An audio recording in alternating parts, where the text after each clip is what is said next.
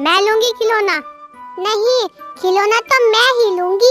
दीदी, ये खिलौना मुझे दे दो, मैं तो तुम्हारी छोटी बहन हूँ ना। अरे तुम तीनों लड़कियों रही हो, क्या हुआ है तुम्हें? देखो ना माँ, दीदी मुझे खिलौना नहीं दे रही। माँ, खिलौना तो मैं ही लूंगी क्योंकि मैं सबसे बड़ी हूँ। मैं इस खिलौने की अच्छे से देखभाल कर सकती हूँ। माँ, हर बार जब भी खिलौना आता है ये पिंकी रख लेती है, लेकिन इस बार तो खिलौना मैं ही लूंगी। माँ, आप ही बताओ, ये खिलौना किसे मिलना चाहिए?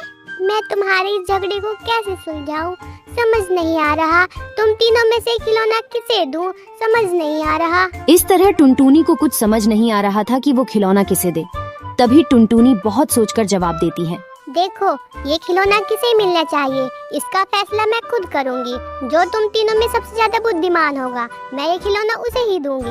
माँ, लेकिन आप कैसे पता करोगी कि हम तीनों में से सबसे ज्यादा बुद्धिमान कौन है? इसका पता अब लग जाएगा। मैं तुम तीनों को 1-1 रुपया दूंगी। तुम्हें उस रुपये से कुछ ऐसा खरीद कर लाना है जिससे हमारा पूरा घर भर जाए। तुम तीनों में से जो भी ऐसा सामान ले आएगा वही बुद्धिमान माना जाएगा और ये खिलौना भी उसी को मिलेगा। लेकिन माँ, 1 रुपये के सामान से पूरा घर कैसे भर सकता है? ये तो तुम तीनों को खुद देखना है कि ऐसा क्या खरीदा जाए जिससे पूरा घर भर सके। टुनटुनी के कहते ही तीनों बहनें ऐसी कोई चीज ढूंढने के लिए चल देती है जिससे पूरा घर भर जाए। सामान जल्दी लाने की होड़ में सबसे बड़ी बहन पिंकी सबसे आगे निकल जाती है। जल्दी में आकर पिंकी का पैर एक छड़ी में फंस जाता है और वो वहीं गिर जाती है। तभी एक बूढ़ी चिड़िया पिंकी से कहती है, अरे बेटा, माफ करना, गलती से मेरी छड़ी गिर गई। मैं अपनी छड़ी उठाने के लिए वहाँ तक नहीं जा सकती। बेटा, मेरी छड़ी उठा दो जरा। बूढ़ी, एक तो मुझे गिरा दिया और ऊपर से मुझसे ही छड़ी मांग रही है। मुझे परेशान मत कर, मैं बहुत जल्दी में हूँ। ये कहकर पिंकी चिड़िया वहाँ से चली जाती है। तभी वहीं से ही टिकी चिड़िया गुजर रही थी। बूढ़ी चिड़िया उससे कहती है, अरे बेटी, मेरी छड़ी उठा दो जरा। मेरे पास इतना फालतू समय नहीं है कि मैं तुम्हारी छड़ी उठा कर दे सकूं। मेरे पास बहुत काम है। बेचारी बूढ़ी चिड़िया आस लगाए बैठी थी कि कोई आएगा और उसे छड़ी उठा कर देगा। हे भगवान, मैं बिना छड़ी के घर कैसे जाऊंगी? किसी को तो भेज दो ताकि वो मेरी छड़ी उठा कर दे सके और मैं अपने घर जा सकूं। कुछ देर बाद वो बूढ़ी चिड़िया खुद छड़ी उठाने की कोशिश करती है। तभी वहाँ पर मोनी चिड़िया आ जाती है। अरे माँ जी, रुको, मैं उठा देती हूँ। आप खुद से क्यों उठा रही हो? आप किसी से बोल देती। बेटी, किसी ने मेरी मदद नहीं की, पर तुमने मेरी मदद की है। भगवान तुम्हारा भला करे और तुम्हारी जिंदगी प्रकाश से भर दे। प्रकाश?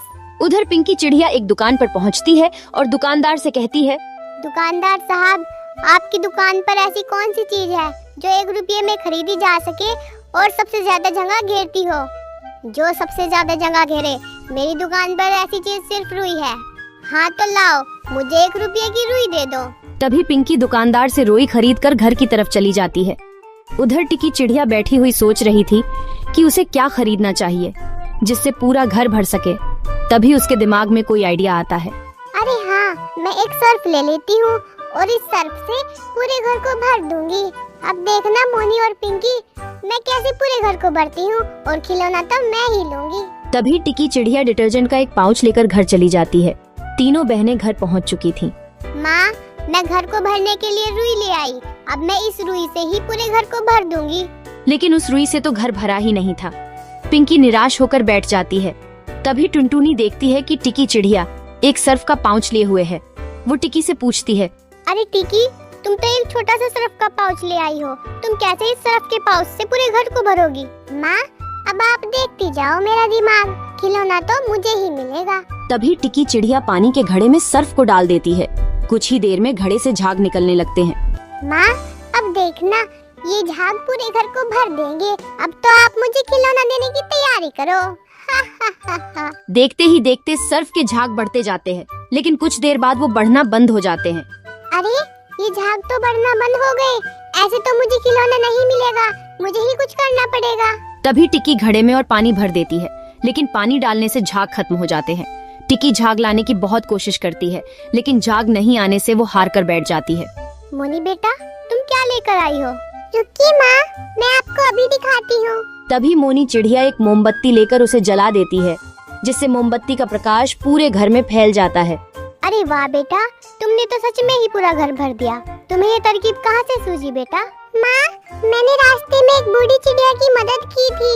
उसी की दुआ से मेरे मन में घर को प्रकाश से भरने की तरकीब सूझी। बेटा, इस खिलौने की असली हकदार तुम ही हो। लो बेटा, अपना खिलौना ले लो।